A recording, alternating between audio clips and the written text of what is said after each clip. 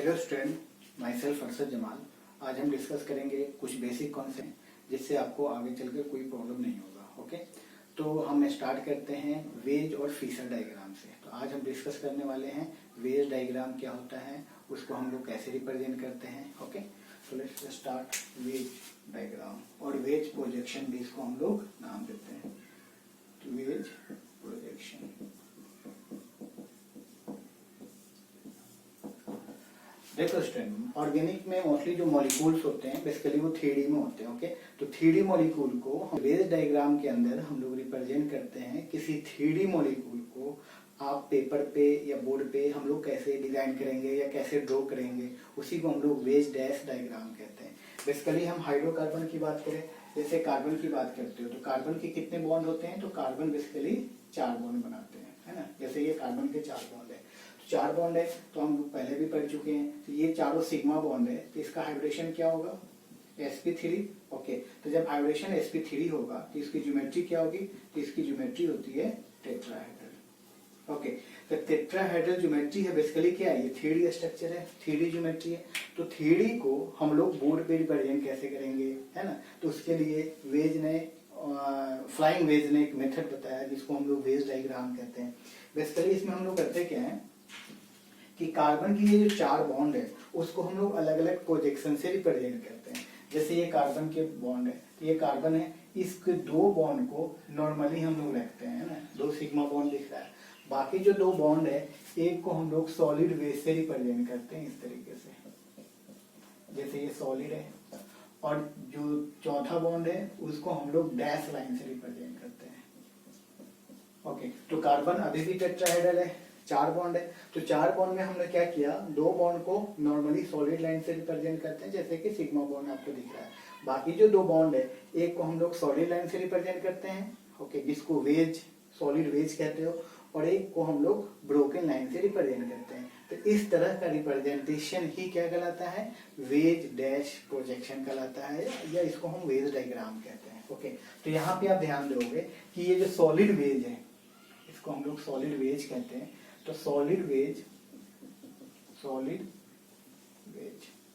Okay, ये आपका dash line है, इसको हम लोग क्या कहते हैं, ब्रोकन लाइन कहते हैं या डैश लाइन कहते हो, डैश लाइन, या इसको हम लोग ब्रोकन लाइन कहते हैं। ओके, बाकी ये जो 2 बॉन्ड है ये आपका नॉर्मल बॉन्ड है ना, ये 2 आपका नॉर्मल बॉन्ड है। तो सॉलिड वेज का मतलब क्या होता है, तो सॉलिड वेज का मतलब होता है कि अबव द प्लेन, या इसको टुवर्ड्स द हम लोग व्यूअर कहते हैं। डैश लाइन का मतलब होता है बिलो द प्लेन, जैसे हम बोर्ड की बात करते हैं या इस पेन की बात करते हो ना, ये टेट्राहेड्रल है। जैसे यहाँ देखो, ये कार्बन के सपोज करो 4 बॉन्ड है, हमने बोर्ड पे ऐसे बनाया है। ओके, इस कार्बन के 4 बॉन्ड देख रहे हैं, बेसिकली ऐसे होते नहीं है, ये क्या होते हैं, ये टेट्राहेड्रल होते हैं। तो आप इसको टेट्राहेड्रल इस तरह से क्या कर सकते हो, आप बना सकते हो, है ना। जैसे ये देखो, ये टेट्राहेड्रल, तो रेड, ओके, ये टेट्राहेड्रल है। तो ये जो आपको बॉन्ड दिख रहे हैं, ये अब टुवर्ड्स द व्यूअर है। ओके, तो ये इसके क्या है, अपोजिट है। तो उसी तरह से जो टुवर्ड्स द व्यूअर होता है उसको अबव द प्लेन रिप्रेजेंट करते हैं, जिसको सॉलिड लाइन से रिप्रेजेंट करते हो। और जो डैश लाइन है इसका मतलब क्या है, ये बिलो द प्लेन है। बाकी जो 2 बॉन्ड बचे, ये जो 2 बॉन्ड है इसको हम लोग ऑन द प्लेन कहते हैं, मतलब प्लेन के ऊपर है। ओके, तो ओवरऑल वेज प्रोजेक्शन में हम लोग डिस्कस करते हैं बेसिकली 3 बॉन्ड की जरूरत होती है। एक बॉन्ड आपका ये सॉलिड लाइन है ना, इसको सॉलिड वेज कहते हो, this one is known as the solid wedge या सॉलिड लाइन कहते हैं। दूसरा जो होता है वो होता है आपका ब्रोकन लाइन, इसको हम लोग ब्रोकन लाइन कहते हैं, या इसी का दूसरा नाम होता है डैश लाइन, डैश लाइन हम इसको कहते हैं। ओके, और तीसरा जो इसमें कॉन्सेप्ट है, 2 नॉर्मल बॉन्ड होते हैं, इससे नॉर्मल बॉन्ड। ओके, तो किसी मॉलिक्यूल के अंदर अगर हम वेज डैश की बात करते हैं, इसमें 3 डिफरेंट तरह के आपको बॉन्ड मिलेंगे। एक सॉलिड वेज मिलेगा, ओके, दूसरा ब्रोकन लाइन मिलेगा, और तीसरा तरह का बॉन्ड क्या मिलेगा, तो नॉर्मल बॉन्ड, एक सिंगल लाइन की जो बॉन्ड है वो आपको मिलेगा। अब यहाँ सॉलिड वेज का मतलब क्या होता है? तो सॉलिड वेज का मतलब होता है above the plane, above the plane. मतलब ये जो मॉलिक्यूल्स हैं, इस बॉन्ड से अगर जो मॉलिक्यूल जुड़ा होगा, इसका मतलब होगा कि ये क्या है, एबव द प्लेन। जैसे ये देखो, ये ब्लैक पेन, ये क्या मेरे हैंड के एबव है, तो इसको हम लोग सॉलिड वेज से रिप्रेजेंट करेंगे, या इसी को हम लोग दूसरा नाम देते हैं towards the viewer, towards the viewer. Viewer मतलब अगर ऑब्जर्वर, जैसे हम इधर से आपके तरफ देख रहा हूं, तो मैं टुवार्ड्स हूं आपके तरफ, इसलिए इसको हम लोग टुवार्ड द व्यूअर कहते हैं। ब्रोकन लाइन, ब्रोकन लाइन का मतलब क्या होता है, या जिसको हम लोग डैश लाइन भी कहते हैं, तो ब्रोकन लाइन का मतलब होता है बिलो द प्लेन। जैसे यहाँ देखो, इस तरह के स्ट्रक्चर अगर हम बनाते हैं, तो ये हैंड जो हमारा एक प्लेन है ना, 2D स्ट्रक्चर है, तो इस पे अगर ये ब्लैक पेन मार्कर को रखा तो ये अबव द प्लेन है, और यहाँ पे हमने क्या किया, ये ब्लू मार्कर है, तो ये क्या है, बिलो द प्लेन है। तो जो मॉलिक्यूल या जो एटम बिलो द प्लेन होगा, उसको हम लोग क्या करेंगे, उसको हम लोग डैश लाइन से रिप्रेजेंट करते हैं। ओके, या इसको दूसरा हम कहते हैं away from the viewer, viewer से दूर जाता हुआ दिखेगा। तो ब्रोकन लाइन का मतलब होता है बिलो द प्लेन, या इसको हम दूसरे तरीके से आप ये भी कर सकते हो, अवे फ्रॉम व्यूअर, व्यूअर से ये दूर होता है। ओके, बाकी जो दो नॉर्मल बॉन्ड है, इसका मतलब होता है ये ऑन द प्लेन, ये प्लेन के ऊपर। जैसे बोर्ड है, बोर्ड आपका क्या है, इसमें 2D स्ट्रक्चर, 2D है, तो एक आपका परपेंडिकुलर हुआ तो इसको सॉलिड वेज से रिप्रेजेंट करोगे। अगर बोर्ड के पीछे कोई मॉलिक्यूल है या एटम है, तो इसको हम लोग क्या करेंगे, ब्रोकन लाइन से रिप्रेजेंट करेंगे। अगर बोर्ड पे कोई मॉलिक्यूल है या एटम है, तो इसको हम लोग नॉर्मल बॉन्ड से रिप्रेजेंट करेंगे। तो नॉर्मल बॉन्ड का मतलब होता है इन द प्लेन, जो भी प्लेन की बात करेंगे उस प्लेन में है। ओके, तो इस रिप्रेजेंटेशन को ही हम लोग क्या कहते हैं, इसको हम लोग वेज डायग्राम कहते हैं। तो अब किसी भी मॉलिक्यूल के अंदर अगर आपको सॉलिड और ब्रोकन लाइन मिले, तो हम इसको समझेंगे कि ये अबव द प्लेन है सॉलिड लाइन, ब्रोकन लाइन का मतलब क्या हुआ, ये बिलो द प्लेन है, और जो दो नॉर्मल बॉन्ड है, इसका मतलब होता है ये ऑन द प्लेन होता है, इस प्लेन की हम बात करते हैं। तो ओवरऑल वेज प्रोजेक्शन या वेज डैश डायग्राम हमें क्या बताता है, तो वेज डैश डायग्राम आपको बताता है कि किसी भी 3D स्ट्रक्चर को हम बोर्ड पे या पेपर पे कैसे ड्रॉ करेंगे, उसी प्रोसेस को हम लोग क्या कहते हैं, वेज डायग्राम कहते हैं। ओके, अब इसमें हम लोग कुछ क्वेश्चन की बात करते हैं। कुछ स्ट्रक्चर आपको दे रहा हूं,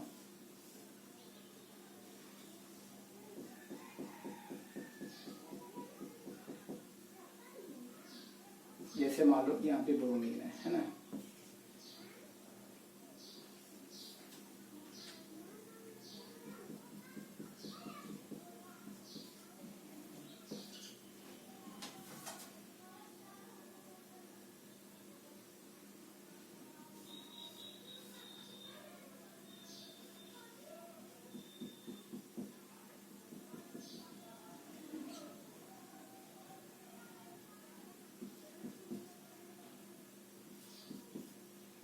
ओके, यहाँ 3 स्ट्रक्चर जैसे दिया गया है, ठीक है।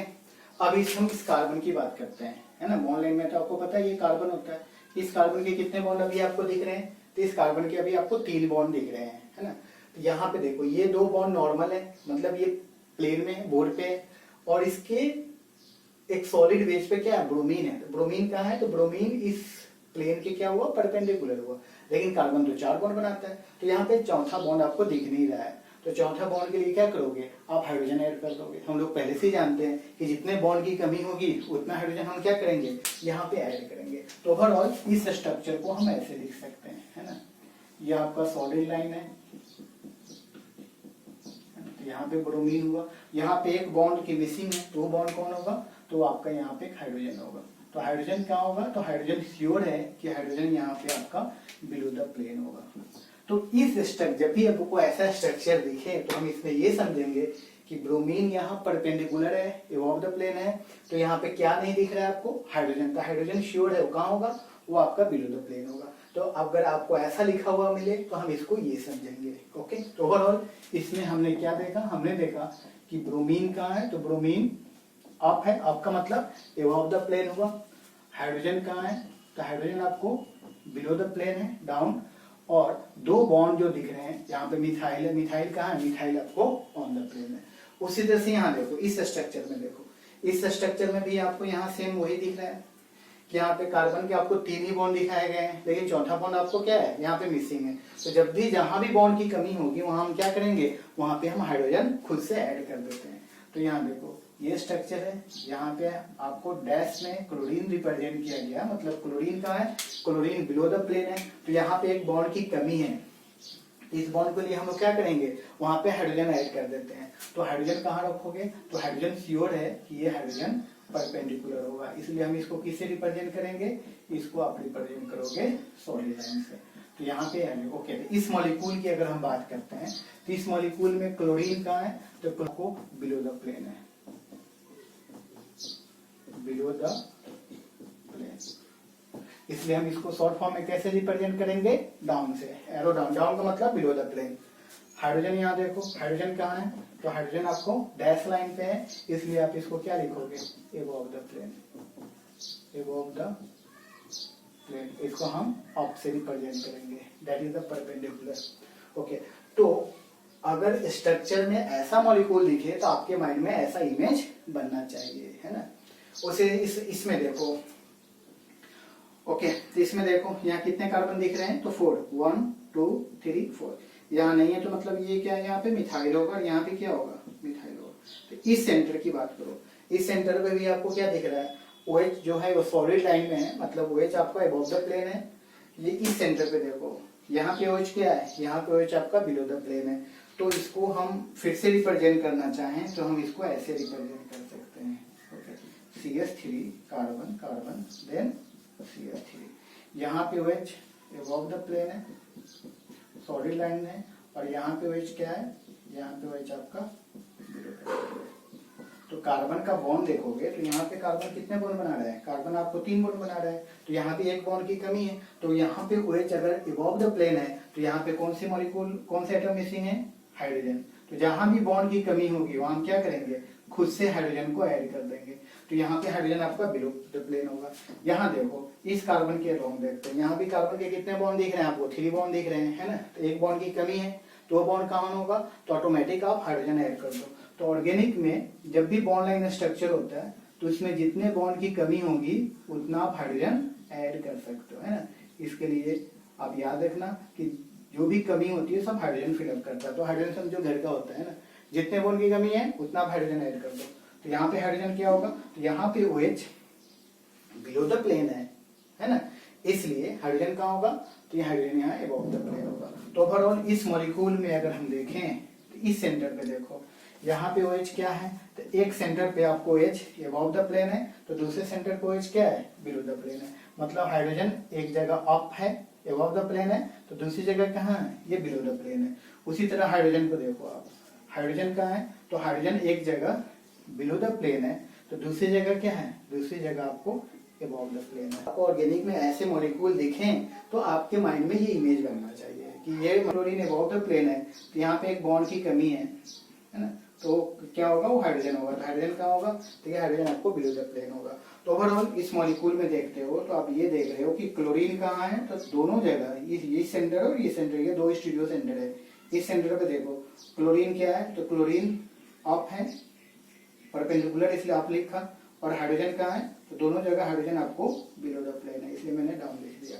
उससे देखिए यहाँ देखो, यहाँ पे 2 OH है, दोनों अलग अलग कार्बन पे है, दूसरा साइक्लोप्रोपेन, साइक्लोप्रोपेन पे 2 OH है ना, 1 2 डाइऑल है। तो यहाँ देखो, यहाँ पे OH क्या है, यहाँ पे OH डैश लाइन पे है, मतलब ये बिलो द प्लेन है, और यहाँ पे OH क्या है, अबव द प्लेन है। मतलब एक जगह OH परपेंडिकुलर है प्लेन के, और दूसरी जगह OH क्या है, ये बिलो द प्लेन है। तो इस स्ट्रक्चर को आप लिखना चाहो तो इसको ऐसे भी लिख सकते हो,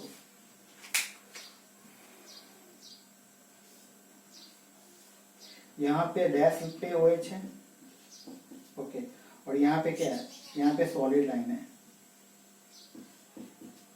मतलब इस कार्बन के पास देखो 3 बॉन्ड है, तो चौथी बॉन्ड कौन होगी, हाइड्रोजन। तो हाइड्रोजन कहाँ होगा, तो हाइड्रोजन इस सॉलिड वेज में होगा, और यहाँ पे OH परपेंडिकुलर है, तो एक बॉन्ड की कमी है, वो कौन होगा, हाइड्रोजन। तो हाइड्रोजन कहाँ होगा, तो हाइड्रोजन आपका बिलो द प्लेन होगा।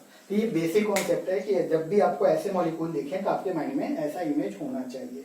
यहाँ OH एक जगह एबव है, दूसरी जगह क्या है, बिलो है। इसी को हम लोग आगे चलकर ट्रांस नाम देते हैं। तो ओवरऑल हमने इस मॉलिक्यूल में ये देखा कि OH की बात करो, OH कहाँ है, एक जगह परपेंडिकुलर है और दूसरी जगह क्या है, डाउन है, एक दूसरे के अपोजिट है। हाइड्रोजन कहाँ है, तो हाइड्रोजन आपको एक सेंटर पे अप है, दूसरे सेंटर पे कहाँ क्या है, डाउन है। इसी को हम लोग आगे चलकर स्टीरियोकेमिस्ट्री में क्या नाम देते हैं, ट्रांसफॉर्म कहते हैं, है ना।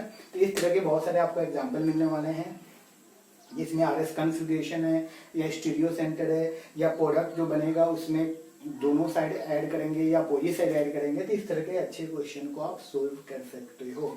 ओके ना, कुछ क्वेश्चन दे रहा हूं, जैसे आप बताओ, सपोज करो एक स्ट्रक्चर ऐसा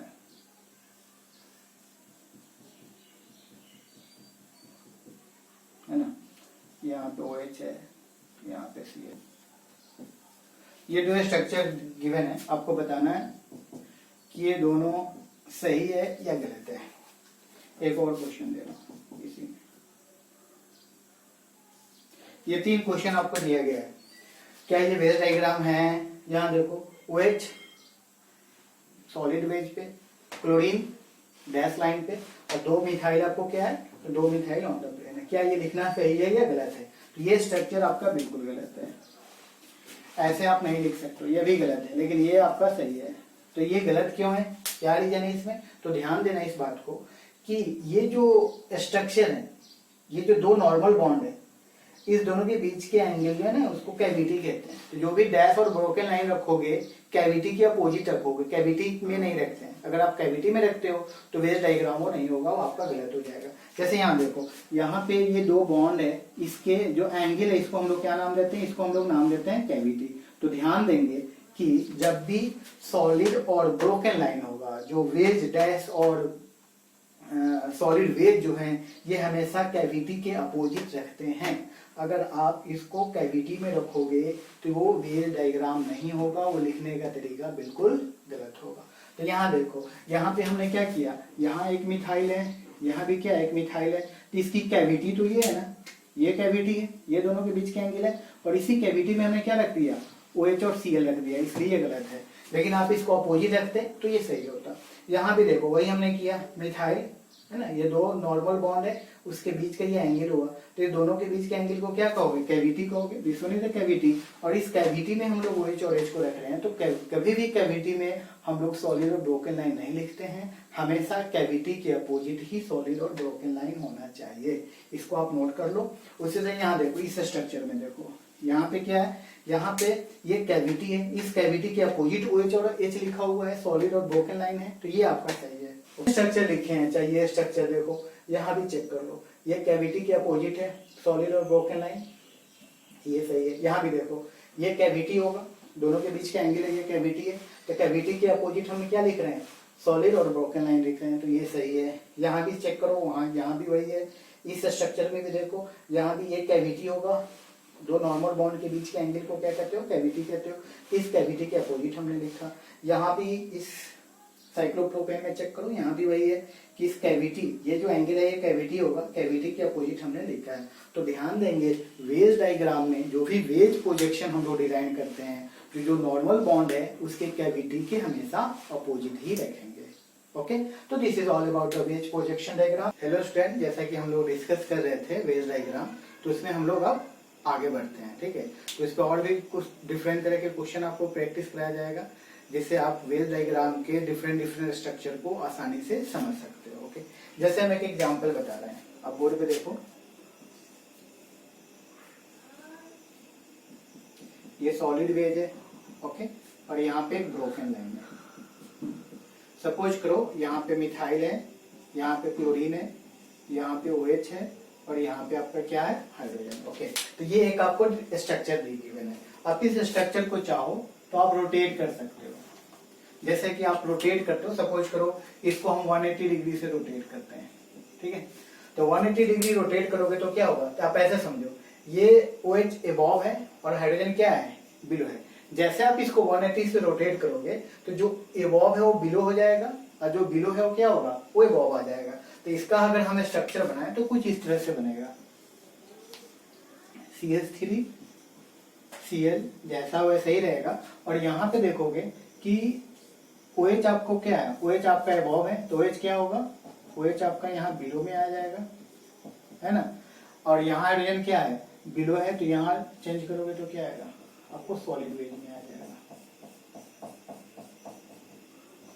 ओके, तो दोनों स्ट्रक्चर, अगर हम किसी स्ट्रक्चर को सिंगल बॉन्ड के लॉन्ग रोटेट करते हो तो उसमें कोई चेंजिंग नहीं होता, तो दोनों स्ट्रक्चर क्या होंगे, दोनों आपको आइडेंटिकल हो गए। ये रोटेशन कैसे होगा, तो आप ऐसे समझ सकते हो कि यहाँ से हमने क्या किया, इस मॉलिक्यूल को ऐसे पकड़ करके 180 डिग्री से क्या करते हैं, रोटेट कर देते हैं। जैसे आप इसको 180 से रोटेट करोगे तो जो फ्रंट में है वो बैक में आ जाएगा, और जो बैक में हो क्या होगा, वो आपको फ्रंट में आ जाएगा। सपोज करो इस तरह से, जैसे हम हैंड की बात करते हैं, ठीक है, ये हैंड क्या है, आपको फ्रंट में दिख रहा है, बैक साइड का कुछ अलग स्ट्रक्चर है, लेकिन जैसे आप इसको 180 डिग्री रोटेट करोगे तो देखो ये आपको फ्रंट में आ गया टुवर्ड द व्यूअर, और जो फ्रंट में था वो कहाँ गया, बैक में। वही चीज यहाँ पे हो रहा है कि OH यहाँ पे अबव द प्लेन है और हाइड्रोजन क्या है, बिलो द प्लेन है। जैसे आप इसको 180 डिग्री से रोटेट करते हो, 180 से रोटेट करोगे तो जो अबव है वो बिलो आ गया, और जो बिलो था वो कहाँ गया,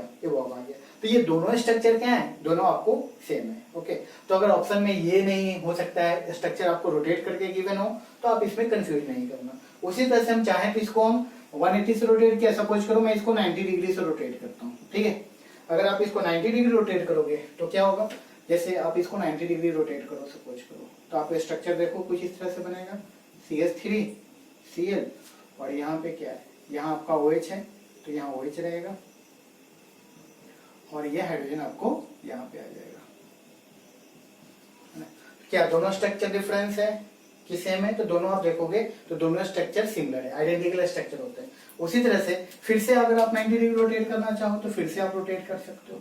इसको आप 90 डिग्री रोटेट कर रहे हैं तो देखो 90 डिग्री फिर से अगर इसको रोटेट करते हैं तो स्ट्रक्चर क्या बनेगा, कुछ इस तरह से बनेगा, Cl CH3, ओके, यहाँ पे आपका H आ जाएगा, और इस साइड में क्या होगा, आपका OH आएगा। सॉलिड में आपका OH आ गया, है ना। तो ये आपको जैसे 1 2 3 4 ये चारों स्ट्रक्चर क्या हैं, तो चारों स्ट्रक्चर आइडेंटिकल हैं। तो ध्यान देना स्टूडेंट, किसी भी सिंगल बॉन्ड के लॉन्ग अगर आप रोटेट करते हो, है ना, तो वेज और फिशर के स्ट्रक्चर में चेंजिंग नहीं आता है ना। जैसे आप इसको भी समझ सकते हो, ये सिंगल बॉन्ड है, सपोज करो ये सिंगल बॉन्ड है, ओके, सिंगल बॉन्ड है, ये दोनों हैंड क्या अबव है। जैसे हम इसको रोटेट करेंगे, जैसे देखो रोटेट कर रहे हैं तो क्या आ रहा है, ये बिलो आ गया, तो 180 डिग्री से जैसे रोटेट करोगे तो बिलो आ जाएगा, लेकिन दोनों स्ट्रक्चर में कोई चेंजिंग नहीं होगा, दोनों आइडेंटिकल स्ट्रक्चर होते हैं। तो हो सकता है ऑप्शन में आपको ऐसे रोटेट करके गिवन हो तो आप इसमें कंफ्यूज नहीं करना। इस तरह से और भी कुछ स्ट्रक्चर हैं, उसको हम बता रहे हैं आपको। दूसरे एग्जाम्पल को हम देखते हैं। सपोज करो एक इस तरह से स्ट्रक्चर है ना, यहाँ चेक करते हैं, यहाँ पे मिथाइल है, यहाँ भी मिथाइल है, यहाँ पे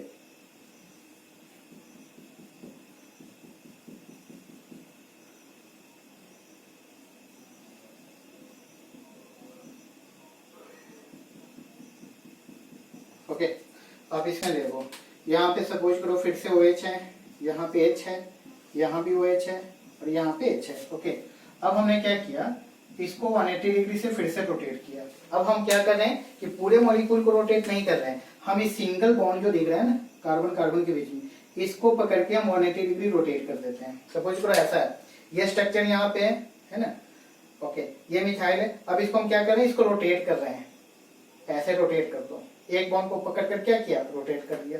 तो हम सिर्फ एक सिंगल बॉन्ड को रोटेट कर रहे हैं, तो यहाँ पे सिंगल बॉन्ड है, इस कार्बन को रोटेट करोगे तो क्या होगा नेक्स्ट स्ट्रक्चर में, OH यहाँ अबव है और हाइड्रोजन क्या है, बिलो है। जैसे भी इस बॉन्ड को रोटेट करोगे 180 डिग्री तो OH क्या होगा, जो अबव है वो बिलो हो जाएगा, और जो बिलो है वो क्या होगा, वो आपको अबव हो जाएगा। तो इसको आप चेंज करना चाहो तो इस तरह से स्ट्रक्चर को हम रिप्रेजेंट कर सकते हैं।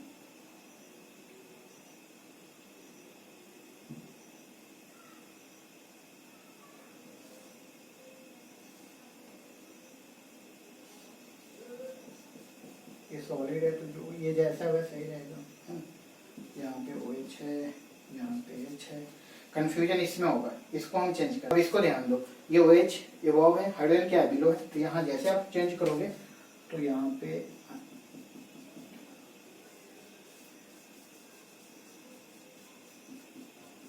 है ना, तो यहाँ पे OH एबव है तो इसमें क्या होगा, OH आपको बिलो आ जाएगा, और ये हाइड्रोजन बिलो है तो यहाँ पे हाइड्रोजन क्या होगा, वो होगा। ओके, तो हो सकता है आपको आपका आंसर ये आ रहा हो, लेकिन ऑप्शन में ये नहीं है। हो सकता है इस स्ट्रक्चर को रोटेट करके ऐसे रिप्रेजेंट किया गया हो, तो आप इसमें कंफ्यूज नहीं करना। हमने इसको 180 रोटेट किया एक बॉन्ड को पकड़ करके।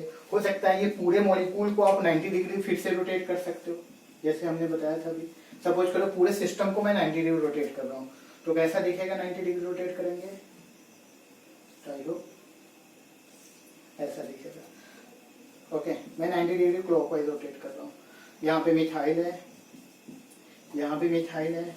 ओके, यहाँ पे कौन, जैसे आप इसको 90 डिग्री रोटेट करोगे, सिस्टम को पकड़ के मैं ऐसे कर रहा हूँ, ऐसे 90 डिग्री रोटेट कर रहे हैं, तो रोटेट करोगे तो ये कौन किधर आएगा, ये लेफ्ट साइड में जाएगा, और ये कौन आपका राइट साइड जाएगा। तो ये कौन आपका लेफ्ट साइड है, यहाँ पे OH है, सॉलिड में OH रख देंगे, और ब्रोकन पे क्या है, यहाँ OH होगा, और यहाँ पे आपको H मिलेगा। सेम इस स्ट्रक्चर को देखो, इस कार्बन को, इस कार्बन में भी वही दिखेगा। आप इसको रोटेट करोगे तो OH कहाँ आएगा, OH आपका सॉलिड वेज में जैसा है वैसे ही रहेगा, और हाइड्रोजन आपका यहाँ पे आ जाएगा। ओके, तो इस तरह से हम डिफरेंट स्ट्रक्चर प्रोड्यूस कर सकते हैं, लेकिन ये सारे क्या होते हैं, ये सारे सिमिलर होंगे। Okay, all structure are identical. Okay, thank you. फिर हम इसमें और भी बहुत सारे स्ट्रक्चर हैं जिसमें इस तरह से आप डिस्कस कर सकते हो।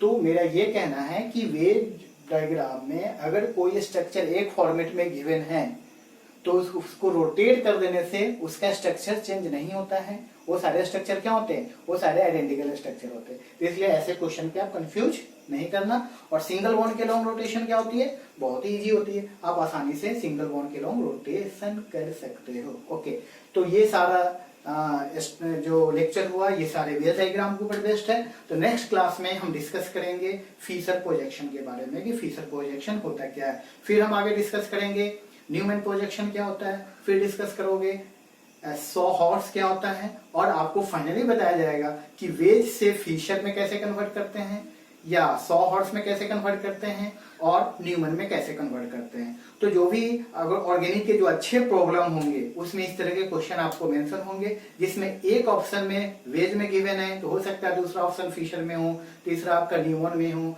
चौथा आपका सॉ हॉर्स में हो। इस तरह के डिफरेंट स्ट्रक्चर आपको मिलेंगे। ओके, तो नेक्स्ट लेक्चर में हम फिर से मिलते हैं फिशर प्रोजेक्शन के बारे में। Okay, thank you. और जहां तक हो सके आप इस चैनल को सब्सक्राइब करें, लाइक करें, और अपने दोस्तों को शेयर करें। घर बैठे आप ऑर्गेनिक अच्छे से एंजॉय कर सकते हैं। Okay, all the best, thank you.